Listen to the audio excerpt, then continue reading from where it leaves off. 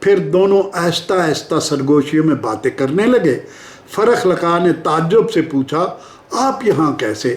آپ تو روم کے بادشاہ ہیں، یہ اداکاری، یہ تھیٹر، چہ بینی دارت۔ اس نے کہا، تمہاری خاطر، صرف تمہاری خاطر جانے من، جب تمہارا باپ میری تصویریں میرا سر کاٹنے کے لیے ملک کے طول و عرض میں تقسیم کرا رہا ہے، میں خود اپنی جان ہتھیلی پر لے کر تمہارے در پر محبت کی خیرات مانگنے آیا ہوں۔ پھر ارسلان نے اس کو اپنی چاہت کا سارا قصہ سنایا۔ اسے یہ معلوم کر کے اور بھی حیرت ہوئی کہ خود فرخ لقا بھی اس کے عشق میں دیوانی تھی، جس کا ثبوت اس کے کیبن میں اس کی موجودگی تھی۔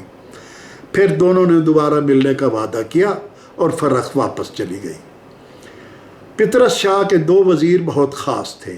ایک کا نام شمس وزیر، جو مسلمان تھا مگر اپنا مذہب اور مسلک چھپا کے رکھتا تھا۔ وہ ایک ہمدرد، نیک طینت، مخلص اور وفادار وزیر تھا، جبکہ دوسرا قمر وزیر تھا، جو شمس کے بالکل الٹ تھا، یعنی بد اتوار، بد نیت، بد طینت، بد خو، بد فطرت اور کالے جادو اور ٹونے ٹوٹکے کا ماہر۔ وہ آتش پرست تھا اور خود شہزادی فرخ لقا سے محبت کرتا تھا۔ وہ ہر وقت فرخ لقا کو اپنا بنانے کے لیے جادو ٹونے کرتا رہتا تھا۔ اس نے اپنے استاد جادوگروں سے بھی اس سلسلے میں مدد مانگ رکھی تھی کہ وہ کسی طرح پطرس کو ہلاک کر کے اس کی شادی فرخ لقا سے کرا دیں تاکہ وہ بادشاہ بن سکے۔ شمس وزیر کو اس کی بدطینتی کا علم تھا مگر وہ بادشاہ کو براہ راست نہیں بتا سکتا تھا۔ اگلے دن شہزادی پھر تھیٹر دیکھنے پہنچ گئی اور وقفے کے دوران دونوں نے جی بھر کر ایک دوسرے کو پیار کیا، ڈھیر ساری باتیں کی، وعدے وعید کیے اور عمر بھر ساتھ جینے مرنے کی قسمیں کھائیں۔ لیکن تیسرے دن جب شہزادی تھیٹر کے لیے نکلی تو کنیزوں نے یہ بات شمس وزیر اور قمر وزیر دونوں کو بتا دی کہ شہزادی آج کل روزانہ ڈرامہ دیکھنے اوپرا ہاؤس جانے لگی ہے۔ لگتا ہے کہ دال میں کچھ کالا کالا ہے۔ لہٰذا دونوں وزیر تھیٹر پہنچے اور اپنی اپنی جگہ تاڑ میں لگ گئے کہ فرخ شہزادی کیوں اوپرا ہاؤس کے چکر لگانے لگی ہے۔ جب ڈرامہ ختم ہوا تو فرخ لقا گھر جانے کی بجائے کیبنوں کی طرف بڑھی تو دونوں کو شک ہو گیا، مگر دونوں نے ایک دوسرے پر اپنا شک ظاہر نہیں کیا، نہ وہ کرنا چاہتے تھے کہ وہ شہزادی کی جاسوسی کر رہے ہیں۔ لہٰذا قمر وزیر شہزادی کو چھوڑ کے اپنے استاد جادوگر فرناس کے پاس چلا گیا۔ فرناس نے قمر کو یہ بتا کر اس کے پاؤں کے تلے سے زمین کھینچ لی کہ فرخ روزانہ روم کے بادشاہ ارسلان کو ملنے جاتی ہے، جو اداکار بن کے تھیٹر میں پناہ گزین ہے۔ اب وہ فوری طور پر اس راز کو منکشف بھی نہیں کر سکتا تھا کہ اگر اس کی اس حرکت سے فرخ ناراض ہو گئی تو سارا کھیل ہی بگڑ جائے گا، لہٰذا وہ موقع دیکھ کر کوئی قدم اٹھانا چاہتا تھا، یعنی قمر۔ دوسری طرف شمس وزیر جو تھیٹر میں رہ گیا تھا، اس نے پتہ چلا لیا کہ شہزادی فرخ اپنے محبوب سے ملنے آئی ہے۔ اس نے شہزادی کا راز فاش کرنے کی بجائے خفیہ طور پر ارسلان سے ملاقات کی اور کہا کہ وہ واپس روم چلا جائے اور شہزادی کو بھول جائے، مگر وہ ٹال مٹول کر گیا کہ شہزادی سے میرا تو کوئی تعلق نہیں ہے، وہ میری اداکاری کے ایک پرستار کی حیثیت سے مجھے ملنے آئی تھی اور کوئی خاص بات ہم دونوں کے درمیان نہیں ہے۔ شمس وزیر نے اسے خبردار کیا کہ قمر وزیر اس کی طاق میں رہتا ہے اور جس دن اس نے دونوں کو پکڑ لیا تو ایسا ڈنگ مارے گا کہ پانی مانگنے کی مہلت بھی نہیں ملے گی۔ جب شمس وزیر نے دیکھا کہ ارسلان تو پاؤں پر پانے ہی نہیں پڑنے دے رہا تو وہ اگلے دن بادشاہ سے اجازت لے کر اس کے پاس تخلیے میں گیا اور اسے مشورہ دیا کہ شہزادی کی شادی جلد از جلد کر دی جائے، کیونکہ ستاروں کا حکم آ گیا ہے کہ فرخ لقا کو اب رخصت کر دینے میں ہی عافیت ہے۔ बादशाह ने शम्स वज़ीर को बताया कि पड़ोसी मुल्क के बादशाह पापास ने फर्रुखलका के लिए अपने बेटे होशंग का रिश्ता भेजा है, जो हर लिहाज से मुनासिब मालूम होता है। इस तरह दोनों मुल्क पक्के हलीफ बन जाएंगे। शम्स वज़ीर ने कहा कि नेक काम में देर न करें और फ़ौरन दोनों का रिश्ता पक्का करके शहज़ादी को रुखसत कर दें। कमर वज़ीर को जब पता चला कि शम्स वज़ीर उसकी राह में रोड़े बिछा रहा है और फ़र्रुख की शादी होशंग से कराने के लिए सरगर्म अमल है, तो वो जाकर अरसलान से मिला और उसे सारी सूरत हाल बताई कि दो मुल्लाओं में मुर्गी हराम हो रही है।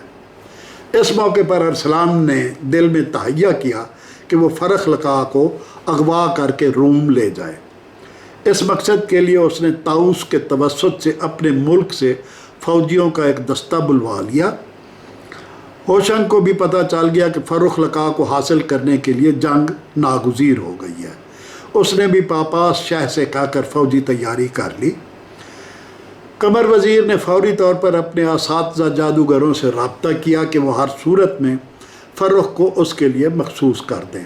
गर्ज़ अजब खिचड़ी पकने लगी। शम्स वज़ीर को कुछ समझ नहीं आ रहा था कि ऊँट किस करवट बैठेगा। पुलिस कमिश्नर अलमास को अरसलान पर शक पड़ गया कि वो किसी साजिश में मुलव्विस है। वो जैसा नज़र आने की कोशिश करता है वैसा नहीं है। उसने उसे गिरफ़्तार करने के लिए पुलिस फोर्स भेज दी, मगर कमर वज़ीर को पता चल गया और उसने फ़ौरन अरसलान को गायब कर दिया। उसके बाद ऐसी गड़बड़ हुई कि किसी को कुछ समझ ना आया कि क्या होने जा रहा है।